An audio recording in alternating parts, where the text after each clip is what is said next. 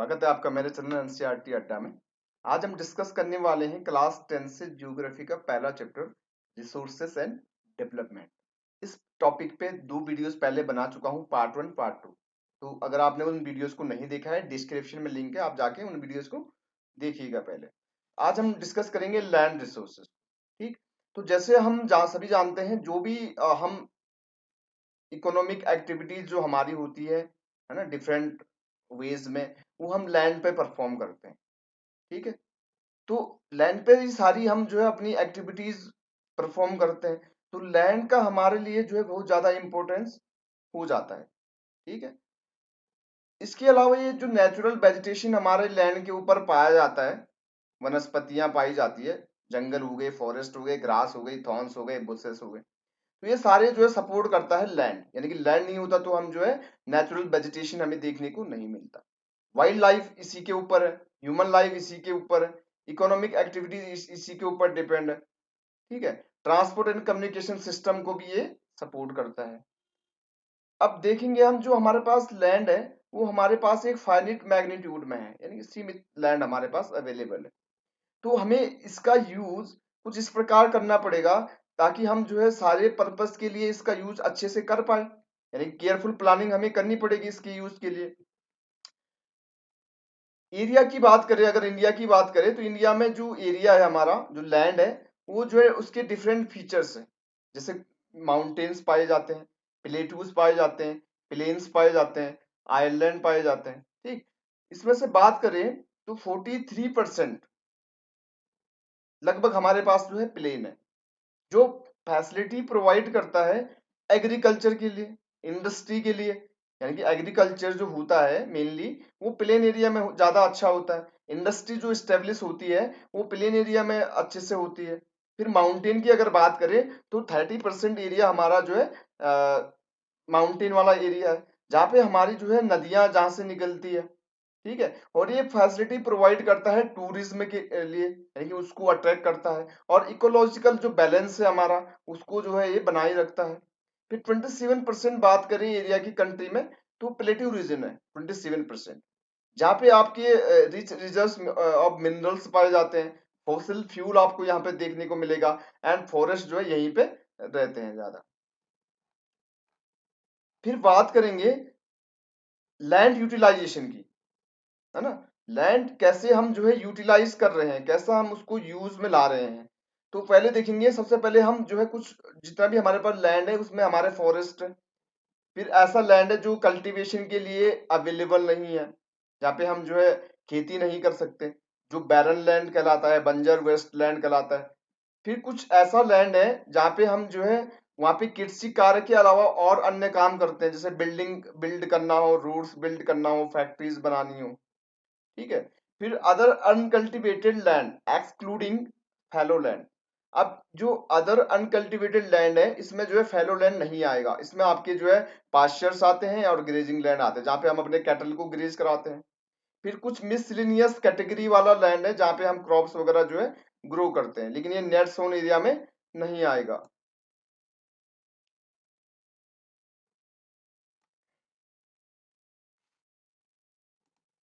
फिर इसके अंदर जो है तीसरा है cultivable wasteland, left uncultivated for more than 5 agricultural year.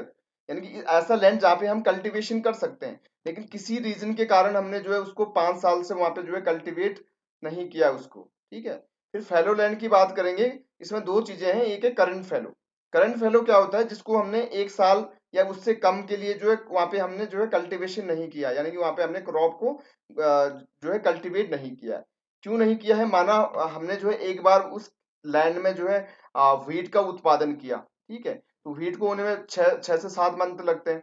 तो व्हीट व्हीट का कल्टीवेशन हमने किया, उसके बाद उस लैंड को हमने पूरे साल भर छोड़ दिया, या 1 साल में 1 एग्रीकल्चरल ईयर में हमने एक बार जो है उत्पादन किया किसी फसल का, और जो है अगले साल उसको छोड़ दिया। ठीक है, छोड़ते क्यों है, ताकि जो हमारे जो सॉइल है उसकी जो फर्टिलिटी है वो बनी रहे, उसकी जो उपजाऊ जो कैपेसिटी है वो जो है बनी रहे, इसलिए हम उसको छोड़ देते हैं, तो फैलो लैंड के अंदर आता है। फिर दूसरा अदर देन करंट फैलो, है ना। इसको हमने, ये ऐसा लैंड है जिसको 1 से जो है 5 एग्रीकल्चरल ईयर के लिए हमने इसको कल्टीवेट नहीं किया है। ठीक, फिर बात कर लेते हैं नेट सोन एरिया की। Area sown more than once in an agricultural year plus net sown area is known as gross crop area. अब ये नेट सोन एरिया एक ऐसा एरिया होता है जहाँ पे हम पूरे साल यानी कि वन एग्रीकल्चरल ईयर में जितना हम जो है कल्टीवेशन करते हैं वो इसमें आता है। माना आपके पास 100 एकड़ जो है लैंड है, आपने जो है 100 एकड़ लैंड में क्या किया, आपने जो है 6 मंथ क्या किया, गेहूं बोया। और जो है उस यानी कि 100 एकड़ में 6 मंथ आपने गेहूं बोया, फिर जो है 6 मंथ के बाद आपने कोई दूसरी फसल वहां पे 6 मंथ के लिए बोई। तो आपका जो लैंड आपके पास होगा वो नेट सोन एरिया आपका जो है 100 एकड़ ही होगा, ठीक है। जबकि जो ग्रोस क्रॉप एरिया होगा वो ऐसा एक एरिया होता है, जैसे मानो आपके पास 100 एकड़ लैंड है, आपने जो है 6 मंथ एक फसल उगाई और अगले 6 मंथ 100 एकड़ एरिया में ही आपने दूसरी फसल उगाई। तो आपने जो है दो बार एक वन एग्रीकल्चरल ईयर में आपने वहां पे दो बार फसलों का उत्पादन किया। यानी कि पहले में भी 100 एकड़ में आपने जो है गेहूं बोया, फिर उसको जो है कल्टीवेट करने के बाद 100 एकड़ में आपने जो है कोई दूसरी फसल बोई। तो आपके पास जो ग्रोस क्रॉप एरिया होगा वो आपका 200 होगा आपका, ठीक है। 200 एकड़ आपका ये ग्रॉस क्रॉप एरिया कहलाएगा। फिर land use pattern in India. India में जो लैंड पैटर्न है उसको देख लेते हैं। जो लैंड यूज कैसे करें हम, वो डिटरमाइन करता है यानी कि इन्फ्लुएंसेस रहता है फिजिकल फैक्टर से। यानी कि वहाँ का फिजिकल फैक्टर कैसा है, टोपोग्राफी कैसी है, लैंड कैसा है, वहाँ का क्लाइमेट कैसा है, सॉयल वहाँ की कैसी है, और ह्यूमन वहाँ पे कैसे है, या उसकी जो पॉपुलेशन डेंसिटी है वो कितनी पाई जाती है ना। ऑब्वियसली अगर जो है पॉपुलेशन ज्यादा होगा तो बिल्डिंग ज्यादा बनानी पड़ेगी, तो लैंड हमारे पास जो है कम होगा। टेक्नोलॉजिकल कैपेबिलिटी देखनी पड़ेगी कि वहां पे उस लैंड को यूज करने के लिए हमारे पास अप्रोप्राइट टेक्नोलॉजी है या फिर नहीं है।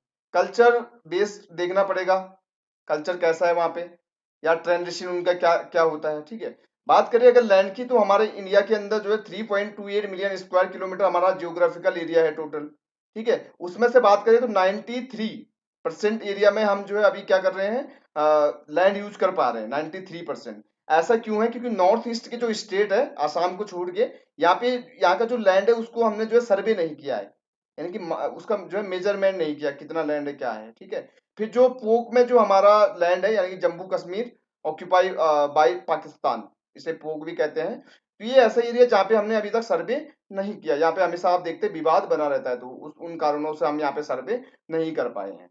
तो ओनली जो है हमारे पास 93% लैंड को हम यूज कर पा रहे हैं अभी प्रेजेंट में। अभी लैंड यूज का ये डेटा यहाँ पे दिया हुआ है 1960 का और 2008 का।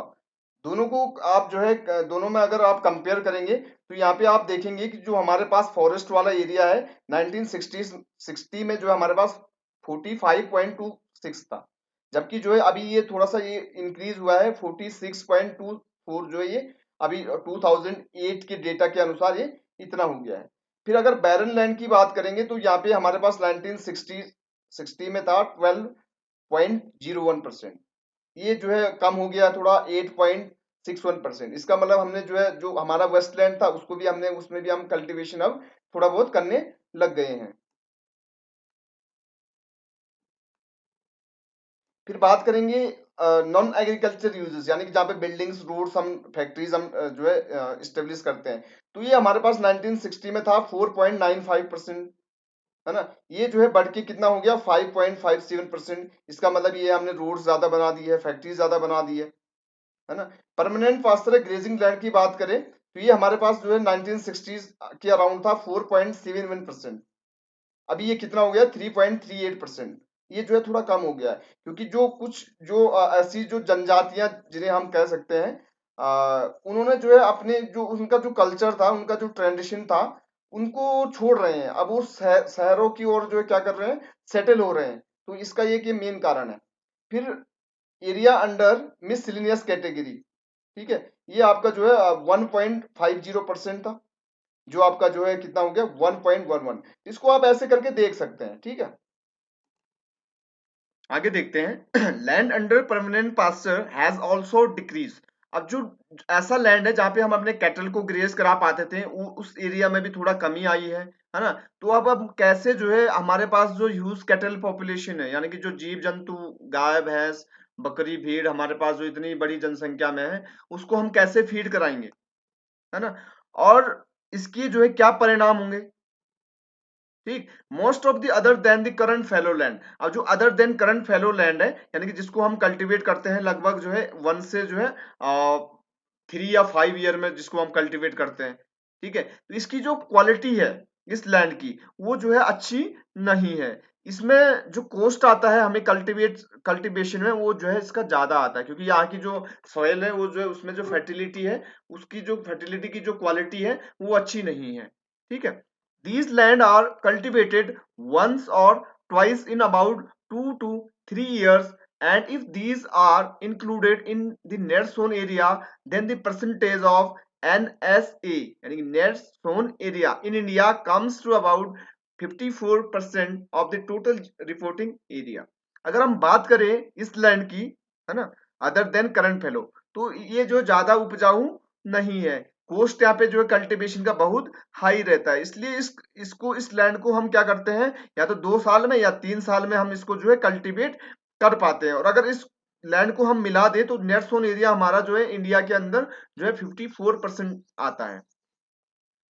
अब हमारा जो लैंड का जो पैटर्न है उसके अकॉर्डिंग जो है अलग अलग स्टेट में ये जो परसेंटेज है वो अलग अलग पाया जाता है। बात करें पंजाब एंड हरियाणा में, यहाँ पे जो है अच्छी फसल यहाँ पे जो है देखने को मिलती है, तो यहाँ पे 80% जो है हमारा नेट सोन एरिया लगभग आता है।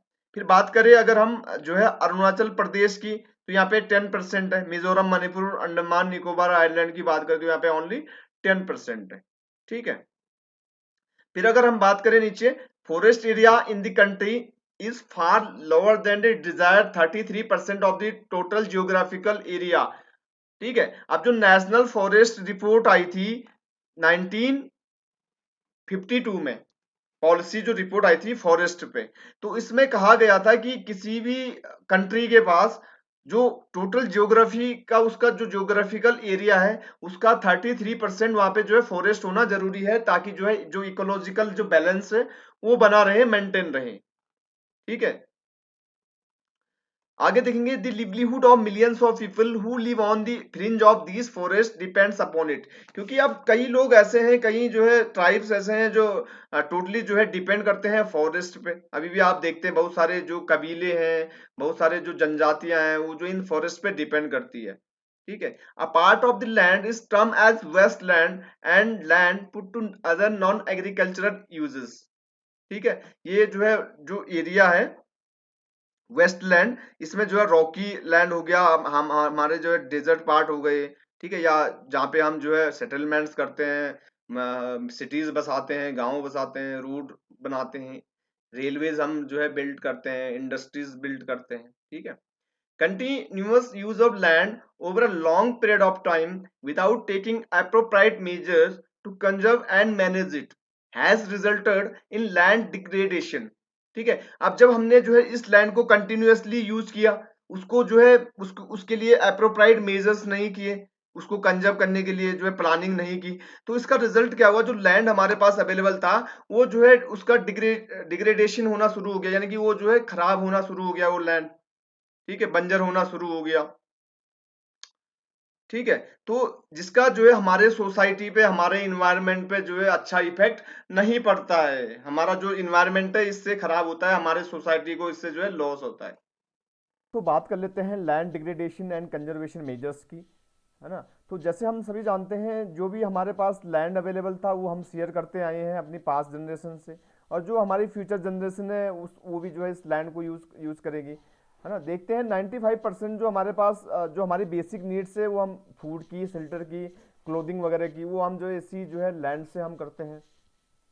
ठीक है, ह्यूमन एक्टिविटीज के कारण जो जो लैंड था वो जो है डिग्रेड हुआ, है ना। लेकिन जो नेचुरल फोर्सेस थे हमारे, बाढ़ हो गया, है ना, नदियों से बाढ़ का होना एंड विंड के द्वारा, ये इससे भी हमारा जो लैंड था वो जो है डिग्रेड हुआ और हमारा लैंड जो है खराब हुआ। ना सिर्फ ह्यूमन एक्टिविटीज से बल्कि जो नेचुरल फोर्सेस थे इससे भी हमारा लैंड काफी खराब हुआ। इंडिया की बात करें तो 130 मिलियन हेक्टेयर हमारा जो इंडिया में लैंड है वो जो है डिग्रेडेड लैंड है, यानी कि खराब लैंड है। अप्रोक्सीमेटली 28% जो लैंड है हमारा वो जो है फॉरेस्ट डिग्रेडेड एरिया है, यानी कि जंगल वाला इलाका है जो खराब है। 56% हमारा वाटर के द्वारा इरोड किया गया लैंड है, और जो रेस्ट बचता है वो जो है अफेक्टेड है सैलिन डिपॉजिट से, यानी कि जो सैलिनिटी पाई जाती है मिट्टी में पानी के द्वारा जो आती है। ह्यूमन एक्टिविटीज़ जो है डिफोरेस्टेशन है, जंगलों को नष्ट कर देना, ओवर ग्रेजिंग करवाना एनिमल से, है ना, माइनिंग करना ये मिनरल्स के लिए, ठीक है। इससे क्या होता है कि जो हमारा लैंड है वो डिग्रेड जो है बहुत तेजी से हो रहा है। माइनिंग साइट्स की बात करें तो abandon after excavation work is complete leaving deep scars and traces over burdening. जब जो है माइनिंग लोग करते हैं, यानी कि मिनरल्स के लिए जब गड्ढे खोदते हैं किसी लैंड के ऊपर, तो उन गड्ढों को जो है वैसे ही खुला छोड़ देते हैं, जिससे वहाँ पे डीप स्कार्स यानी कि गहरे गड्ढे वहाँ पे छूट जाते हैं, जिससे जो है सोयल हमारी जो है खराब हो जाती है, लैंड हमारा खराब हो जाता है। झारखंड, छत्तीसगढ़, मध्य प्रदेश, उड़ीसा की बात करें, deforestation due to mining have cause civil land degradation. तो यहाँ पे माइनिंग बहुत ज़्यादा होती है, जिससे जंगल ही नष्ट कर देते हैं और गड्ढे वहाँ पे खोद देते हैं, जिससे हमारा लैंड खराब हो जाता है।